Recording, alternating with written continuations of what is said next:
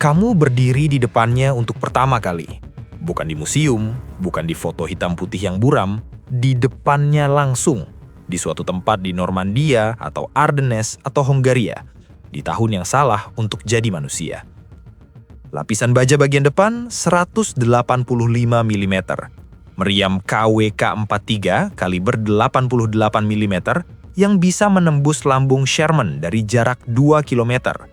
Bobot total 68 ton, sebanding dengan 14 ekor gajah Afrika jantan dewasa kalau kamu butuh ukuran yang bisa dibayangkan.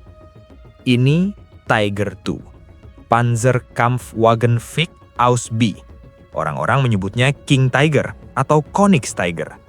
Ini tank terberat dan paling ditakuti yang pernah diturunkan ke medan perang Eropa. Dan kamu akan tinggal di dalamnya. Video ini bukan tentang spesifikasi, bukan tentang berapa banyak tank sekutu yang bisa dihancurkannya dalam satu hari. Pertanyaan yang ingin kita jawab lebih sederhana dari itu, dan lebih manusiawi. Apa rasanya hidup di sana? Makan, tidur, bernapas, bertempur, dan mencoba tetap waras di dalam ruang sepanjang 6 meter yang terbuat dari baja dan kebisingan dan panas. Mari kita masuk. 5 orang. Itu adalah jumlah awak yang harus berbagi ruang di dalam lambung ini. Komandan, penembak, pemuat, pengemudi, dan operator radio. 5 orang dengan tugas berbeda, tapi satu nasib yang sama. Berkurung bersama. Ruang turret, tempat komandan dan penembak bekerja, lebarnya sekitar 1,5 meter. Kamu tidak bisa berdiri tegak di sana, kecuali kamu berpostur sangat pendek.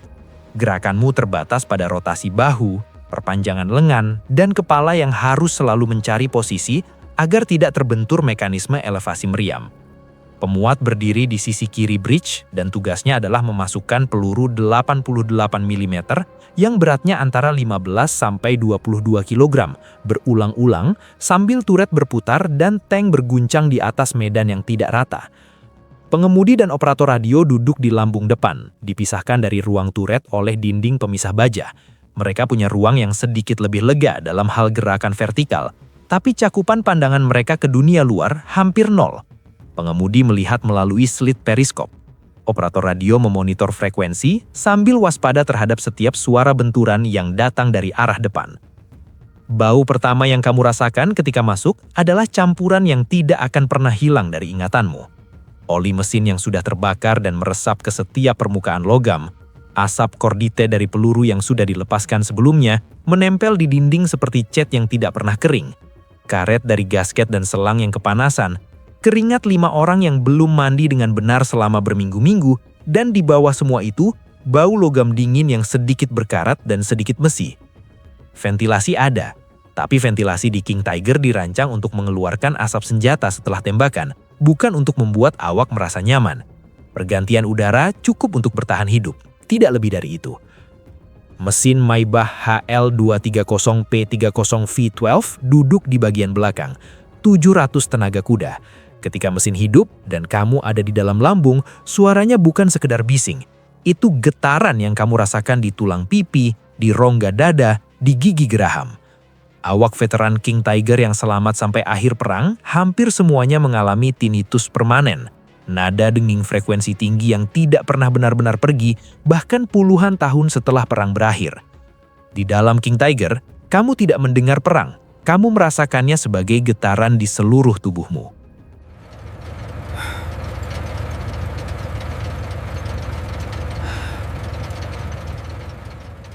Mesin mati. Ini artinya istirahat. Dan istirahat artinya makan. Tidak ada meja makan di dalam King Tiger. Tidak ada ruang untuk meja makan. Kamu makan di stasiun masing-masing. Dengan mangkuk atau kaleng di pangkuan. Punggung bersandar pada permukaan baja yang pada pagi hari terasa dingin seperti lemari es. Dan pada siang hari terasa seperti wajan penggorengan. Transisi itu tidak bertahap. Baja menyerap dan melepas panas dengan cara yang tidak ada analoginya di kehidupan sipil. Makanan yang kamu makan bergantung sepenuhnya pada seberapa baik jalur logistik berfungsi hari itu. Pada hari-hari terbaik, roti, sup kental dari kaleng, mungkin daging asap. Pada hari-hari biasa, roti keras yang harus direndam dulu supaya tidak merusak gigi, dan kaleng berisi apapun yang tersisa di truk suplai. Kamu makan sambil mendengarkan radio, sambil menunggu perintah berikutnya, sambil hidungmu masih penuh dengan bau tadi. Rasa makanannya sendiri susah dipisahkan dari bau sekelilingnya. Awak tank di semua angkatan bersenjata melaporkan hal yang sama. Setelah beberapa minggu, semua makanan terasa sedikit seperti logam dan oli. Indra perasa menyesuaikan diri dengan lingkungannya. Kamu tidak menyadarinya sampai kamu keluar dari tank dan makan di udara terbuka untuk pertama kalinya. Dan tiba-tiba, roti biasa terasa seperti perjamuan. Tidur lebih rumit dari makan. Secara teknis, kamu tidur bergiliran. 2 atau 3 orang tidur, sementara yang lain berjaga. Tapi tidur di mana?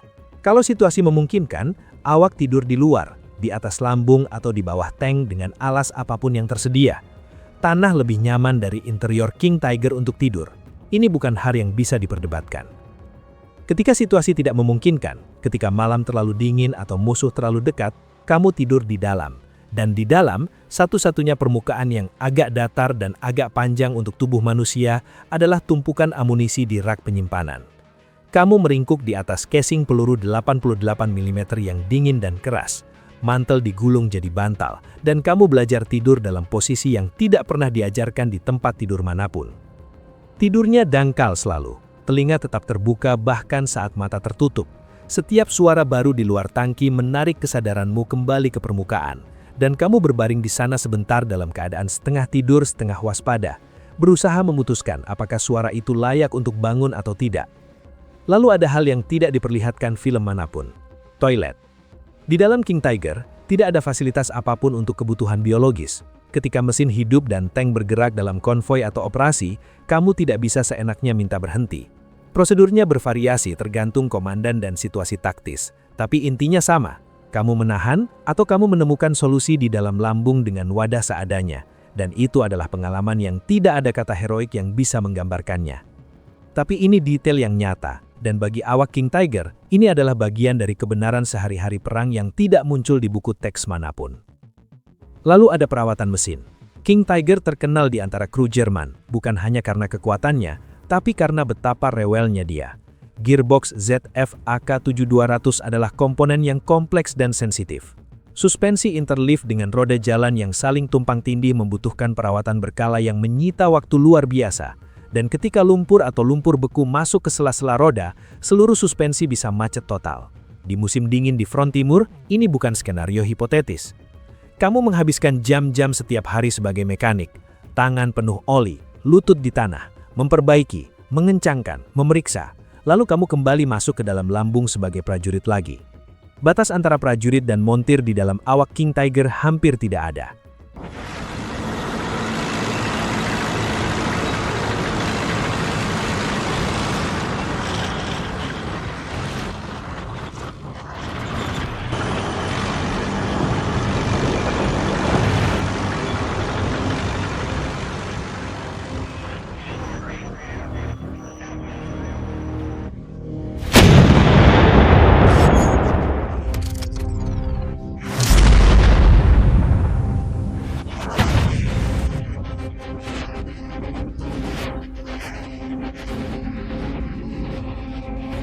Komandan berteriak, "Find contact!" Kontak musuh. Kamu mendengarnya melalui headset dan 1 detik kemudian seluruh tubuh King Tiger berubah nadanya. Mesin yang tadi menderu pelan, tiba-tiba menarik napas dalam-dalam dan memuntahkan tenaga penuh. Kamu merasakannya di panggul, di tulang belakang, di rahang yang refleks mengatup. Palka ditutup. Duniamu menyusut. Komandan punya kubah pengamatan dengan periskop melingkar. Tapi pandangan yang dia dapat adalah gambar terdistorsi, sempit, 2 dimensi. Penembak punya teleskop bidikan TZF-9D, dan melalui lensa itu, seluruh realitas yang perlu dia pedulikan adalah lingkaran kecil di ujung laras meriam. Pengemudi melihat melalui slit sempit di bawah palka, medan yang terasa seperti mengemudi dengan lubang intip berukuran kartu pos. Operator radio tidak melihat apapun keluar. Tugasnya adalah mendengarkan. Dan pemuat tidak punya waktu untuk melihat apapun sama sekali. Ketika perintah tembak datang, prosesnya dimulai. Penembak mengunci target, mengkomunikasikan jarak dan jenis amunisi yang dibutuhkan.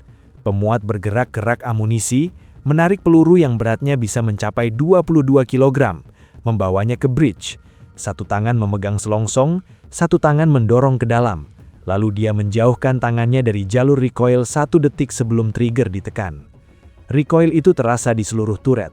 Bridge melempar selongsong panas ke lantai dengan suara berdenting yang memekakkan. Asap kordite memenuhi ruang dalam setengah detik, meskipun fan ekstraktor langsung bekerja. Panas dari laras merambat balik ke dalam turret. Mata pedih, tenggorokan seperti dibakar, dan pemuat sudah mengambil peluru berikutnya. Di luar sana, di dalam dunia yang tidak bisa kamu lihat dengan sempurna, ada suara-suara yang belajar kamu baca dengan cepat, karena hidupmu bergantung pada interpretasimu. Ada suara tembakan musuh yang masih jauh, terasa seperti pukulan tumpul di udara. Ada suara tembakan musuh yang dekat, yang terasa seperti seseorang memukul pipa logam besar tepat di sebelahmu. Ada suara tembakan yang sudah terlalu dekat untuk dipikirkan, yang hanya terasa sebagai getaran mual di perut.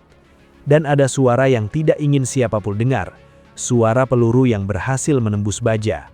Ketika sesuatu membentur lambung dari luar dan tidak menembus, bunyinya adalah dentangan keras yang membuat telinga berdenging, dan kepala terasa seperti dipukul palu. Ketika sesuatu menembus, bunyinya berbeda, lebih pendek, lebih tajam, diikuti oleh suara serpihan baja yang memantul di dalam ruang tertutup, seperti peluru di dalam kaleng. Awak King Tiger tahu perbedaan kedua suara itu dalam sepersekian detik. Mereka harus tahu. Skenario yang paling ditakuti adalah api. King Tiger membawa amunisi 88 mm dalam jumlah besar, tersimpan di lambung dan turret. Ketika peluru musuh menembus ke tempat yang salah dan memicu kebakaran, kamu punya waktu yang sangat sempit untuk keluar. Beberapa detik saja sebelum panas mencapai amunisi. Palka komandan, palka loader, palka pengemudi. Semuanya harus dibuka dan dilewati dalam kondisi panik, kondisi gelap, kondisi kemungkinan luka, kondisi tank yang mungkin masih bergerak. Ini yang membuat pengalaman di dalam King Tiger lebih rumit dari sekedar rasa sesak dan bau tidak sedap. Kamu hidup dengan kesadaran konstan bahwa dinding baja yang melindungimu juga adalah dinding yang akan menjebakmu kalau semuanya berjalan salah. Perlindungan dan jebakan adalah hal yang sama, dipisahkan hanya oleh keberuntungan dan keputusan yang dibuat dalam hitungan detik.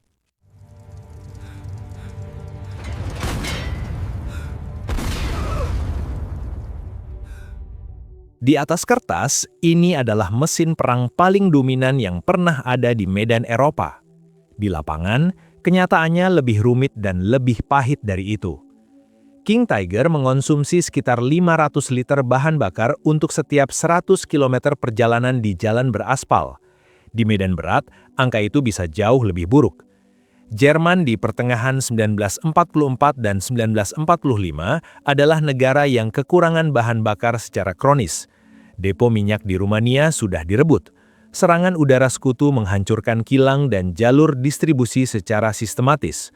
Hasilnya, banyak King Tiger yang tidak pernah dikalahkan musuh di medan perang. Mereka dihancurkan oleh awaknya sendiri dengan granat atau bahan peledak yang dimasukkan ke dalam turret setelah tank kehabisan solar dan tidak bisa bergerak. Menghancurkan King Tiger milik sendiri supaya tidak jatuh ke tangan musuh adalah tugas terakhir yang sering harus dilakukan awaknya. Kamu menghabiskan berminggu-minggu di dalam mesin yang ditakuti seluruh pasukan sekutu. Dan di akhirnya, kamu menyalakannya untuk terakhir kali, kemudian berjalan kaki. Dari 489 King Tiger yang diproduksi antara 1943 dan 1945, hanya segelintir yang selamat sampai perang berakhir tanpa dirusak atau ditinggalkan. Awak yang bertahan hidup membawa pulang hal-hal yang tidak tercatat dalam laporan militer manapun. Tinnitus yang berdenging bertahun-tahun setelah mesin Maybach terakhir mati. Cara mereka secara refleks menilai ruang setiap memasuki sebuah ruangan. Berapa banyak jalan keluar, di mana posisi paling aman. King Tiger adalah puncak ambisi teknik militer Jerman. Dalam banyak hal, itu adalah mesin perang yang terlalu besar, terlalu berat, dan terlalu lapar untuk zaman yang melahirkannya. Dan kamu baru saja menghabiskan sebagian dari hidupmu di dalamnya. 5 orang dalam ruang selebar 1,5 meter. Bau oli dan kordite dan keringat, tidur di atas peluru, makan dari kaleng, mendengar dunia dari luar sebagai getaran dan suara, dan belajar membedakan suara yang artinya kamu masih hidup dari suara yang artinya kamu punya beberapa detik untuk bertindak. Itulah rasanya. Gimana menurut kalian? Tulis di kolom komentar ya. Jangan lupa like, share, dan subscribe Kopral Gondrong untuk konten menarik lainnya.